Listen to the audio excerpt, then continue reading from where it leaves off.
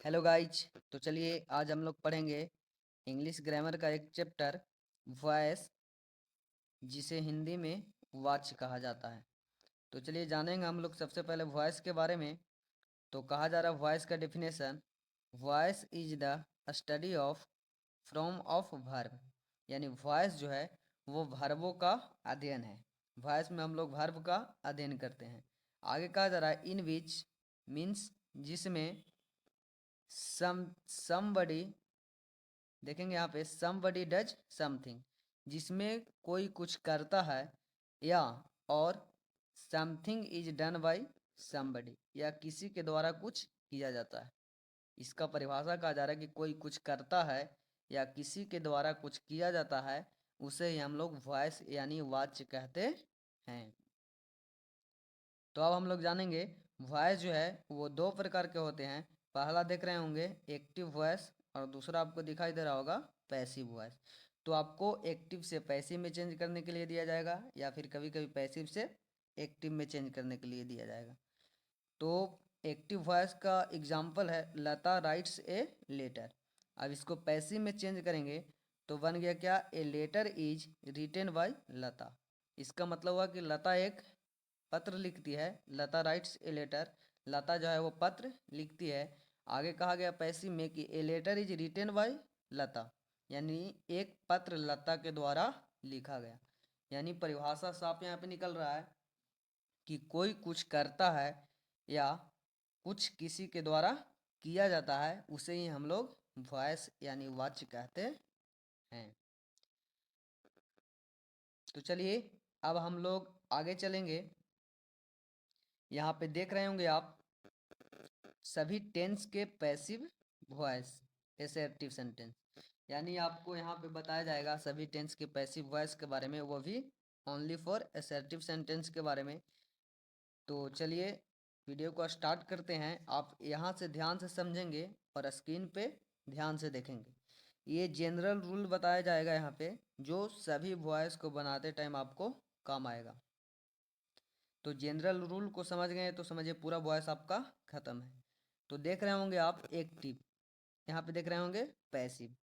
तो आपको यही देगा एक्टिव से पैसिव में चेंज करने के लिए, कभी कभी पैसिव से एक्टिव में चेंज करने के लिए। तो ये जो डायग्राम है, इस डायग्राम को आप ध्यान से समझेंगे ताकि आपको बनाने में आगे आसान होगा।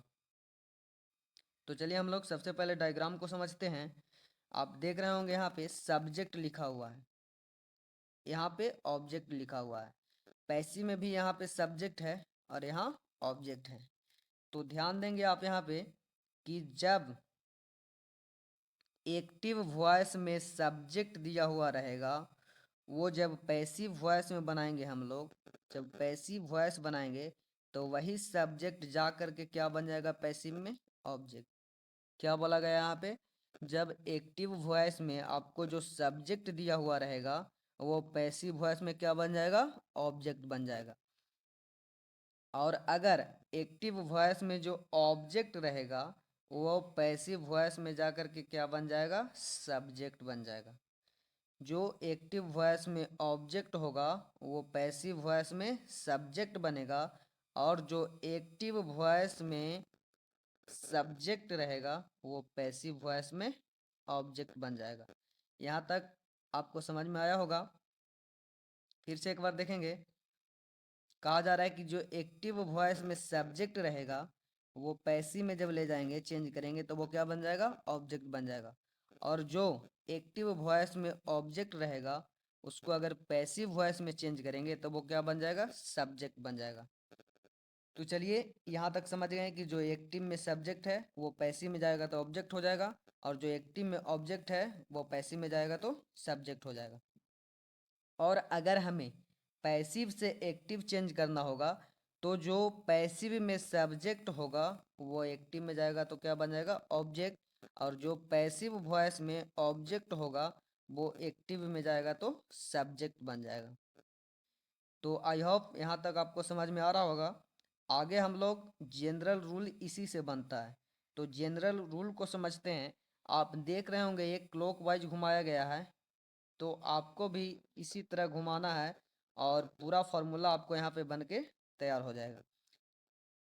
तो एक्टिव से अगर पैसिव में हम लोग चेंज करते हैं तो फॉर्मूला याद रखेंगे कि सबसे पहले क्या होगा, सब्जेक्ट होगा। उसके बाद आप देख रहे होंगे आप यहाँ पे ए भी लिखा हुआ है। ए भी का मतलब एक्जुलरी वर्ब या फिर हेल्पिंग वर्ब यहाँ पे होता है। जैसे आप इज एम आर के नाम सुने होंगे, वाज वेयर हैज हैव, जो भी है वो एक्जुलरी वर्ब या हेल्पिंग वर्ब के अंतर्गत आता है। तो सबसे पहले होगा सब्जेक्ट, पैसिव में चेंज। इसका स्ट्रक्चर यानी रूल जो होगा वो सबसे पहले क्या होगा, सब्जेक्ट, उसके बाद एक्जुलरी वर्ब यानी ये भी, उसके बाद सीधा हो जाएगा एम भी थ्री। एम भी थ्री का मतलब मेन वर्ब का तीसरा रूप। जैसे गो मन जाना तो गोन हो गया तीसरा रूप। इसी तरह से जितने भी मेन वर्ब हैं उसका तीसरा रूप।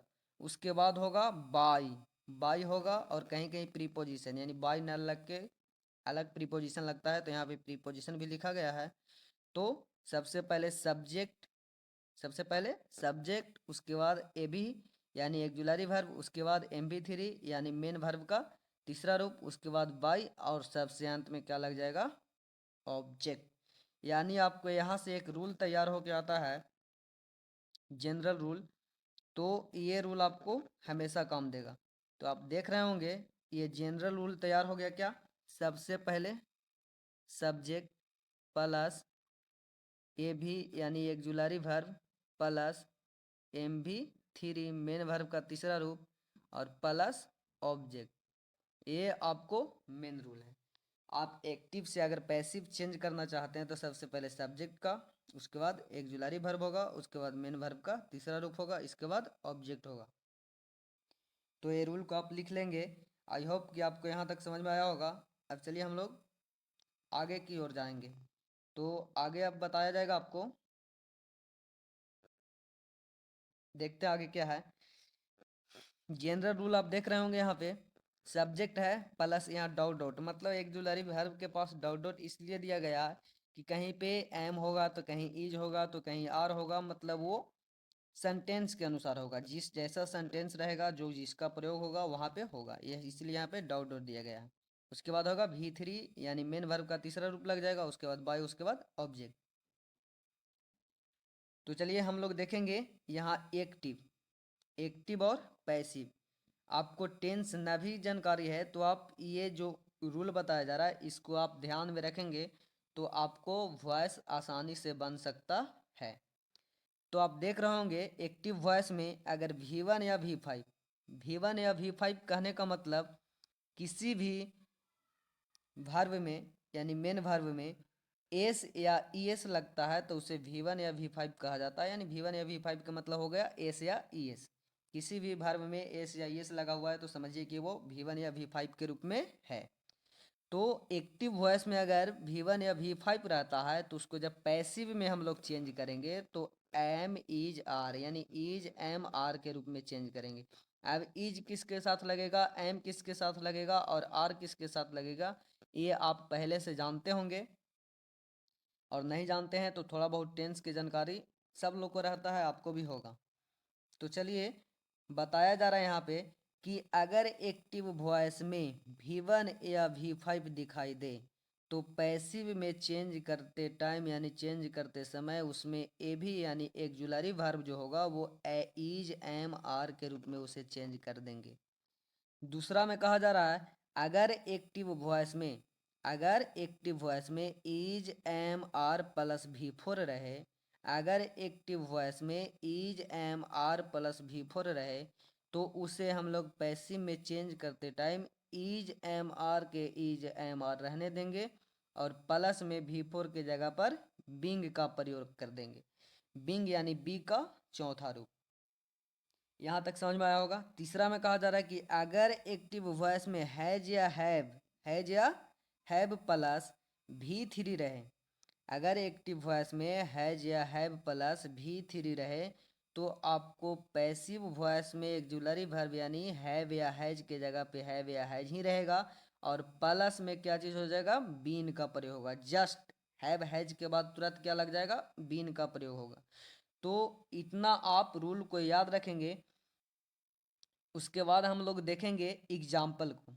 जैसे आप एग्जाम्पल देख रहे होंगे एक्टिव वॉइस में दिया हुआ है, एग्जाम्पल आप देख रहे होंगे कि एक्टिव वॉइस में दिया हुआ है he helps my sister, he helps my sister, यानी सबसे पहले सब्जेक्ट है हेल्प्स। हेल्प्स अभी आपको बताएं कि V1 या V5 रहेगा तो जो वर्ब रहेगा उसके अंत में एस या एस जुटा हुआ रहेगा। तो यहाँ पे आपको हेल्प में हेल्प्स लगा हुआ है यानी एस लगा हुआ है, तो आपको दिखाई दे रहा है साफ कि ये V1 या V5 है। यानी साफ आपको पता चल रहा होगा कि इसको पैसिव में जब चेंज करेंगे तो उसकी जगह पे इज एम आर का प्रयोग होगा। तो आई होप यहाँ तक आप समझ रहे होंगे। तो जब इसे हम लोग पैसिव में चेंज करेंगे तो आपको बताया गया कि जो एक्टिव वॉइस में ऑब्जेक्ट रहता है वही पैसिव में सब्जेक्ट बनता है। तो सबसे पहले जनरल रूल में बताया गया कि सबसे पहले क्या लिखना है, सब्जेक्ट।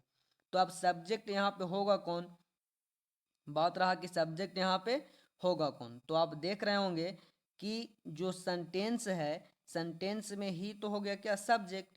तब एक्टिव वाला सब्जेक्ट थोड़ी ना पैसिव में सब्जेक्ट बनेगा, ये तो आपको बताया नहीं है। एक्टिव वाला अगर सब्जेक्ट है तो वो पैसिव में जाके क्या बन जाएगा, ऑब्जेक्ट बन जाएगा। लेकिन जो एक्टिव में ऑब्जेक्ट है वही जाकर के पैसिव में आपको सब्जेक्ट बनेगा। तो आप देख रहे होंगे कि एक्टिव वॉइस में यहाँ सब्जेक्ट हो गया, ये वर्ब हो गया, ये ऑब्जेक्ट हो गया। तो ऑब्जेक्ट आपको दिखाई दे रहा है यहाँ माई सिस्टर, क्या, माई सिस्टर। तो जो एक्टिव वॉइस में ऑब्जेक्ट रहता है वही जाकर के पैसिव वॉइस में सब्जेक्ट बन जाता है। तो पैसिव वॉइस में आ गया तो क्या बन गया, सब्जेक्ट, यानी माई सिस्टर। आई होप कि यहाँ तक आपको समझ में आ रहा होगा। तो सबसे पहले हम लोग ऑब्जेक्ट को सब्जेक्ट बना दिए। अब हम लोग देखेंगे कि यहाँ हेल्प्स है, तो हेल्प्स आपको बताएं कि V1 या V5 रहे तो आपको इज एम आर का प्रयोग करना है। अब माई सिस्टर यानी मेरी बहन, तो एक है, माई सिस्टर यानी यहाँ पे एक का बोध हो रहा है। तो जब एक व्यक्ति या वस्तु का बोध होगा तो सिंपल है कि यानी एक वचन वाला लगेगा। तो यहाँ हो जाएगा माई सिस्टर यानी इज, सिंगुलर है तो सिंगुलर लग जाएगा क्या, इज। एम, एम केवल आई के साथ लगता है और आर जो है वो प्लूरल के साथ लगता है। तो माई सिस्टर यहाँ सिंगुलर है तो सिंगुलर के लिए क्या चीज़ का प्रयोग, इज का प्रयोग, यानी हो गया यहाँ पे my sister is, my sister is. अब बताएं कि सब्जेक्ट हो जाएगा उसके बाद, यानी ये भी यहाँ पे एक जुलरी वर्ब हो गया। तो सब्जेक्ट भी हमारे पास हो गया, एक जुलरी वर्ब भी हो गया। अब कहा जा रहा है V3, रूल में कहा जा रहा है क्या, V3। तो एक में वर्ब कौन है, हेल्प, वर्ब कौन है, हेल्प। तो हेल्प का V3 क्या होता है, हेल्प्ड, क्या होता है, हेल्प्ड। तो यहाँ पे हम क्या लिख दिए, हेल्प्ड, हेल्प का V3 हेल्प्ड। उसके बाद बताया जा रहा है बाई का प्रयोग करें। तो यहाँ देखिए रूल में बाई का प्रयोग, तो बाई का प्रयोग कर दिए। उसके बाद बोला जा रहा है ऑब्जेक्ट, उसके बाद क्या बोला जा रहा है, ऑब्जेक्ट। अब हम लोग देखेंगे कि ऑब्जेक्ट आखिर बनेगा कौन। तो ऑब्जेक्ट आखिर बनेगा कौन, तो यहाँ पे आपको स्ट्रक्चर के माध्यम से आपको बताया गया कि जो एक्टिव वॉइस में सब्जेक्ट रहता है वही जाकर के पैसिव वॉइस में ऑब्जेक्ट बनता है। तो आप देख रहे होंगे यहाँ पे सब्जेक्ट ही है, तो ही का ऑब्जेक्टिव केस यानी केस पढ़े होंगे तो आपको मालूम होगा कि ही का ऑब्जेक्टिव केस जो होता है वो हिम होता है, क्या होता है, हिम।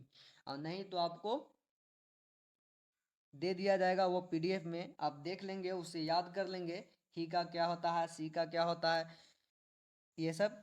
तो यहाँ जो सब्जेक्ट है वो जाकर के पैसिव में क्या बन गया, ऑब्जेक्ट, यानी हमारा फुल पैसिव वॉइस में जो कन्वर्ट हो गया वो क्या हो गया, my sister is helped by him. यहाँ पे था ही हेल्प्स माई सिस्टर, ये एक्टिव वॉइस में था, इसको पैसिव में चेंज कर दिए तो हो गया क्या, my sister is helped by him. I hope कि आपको यहाँ तक अच्छे से समझ में आया होगा। तो आगे हम लोग मिलेंगे नेक्स्ट वीडियो में। तो आज के लिए इतना ही। अगर वीडियो अच्छा लगे तो हमारे चैनल को सब्सक्राइब और वीडियो को शेयर तथा लाइक अवश्य करें।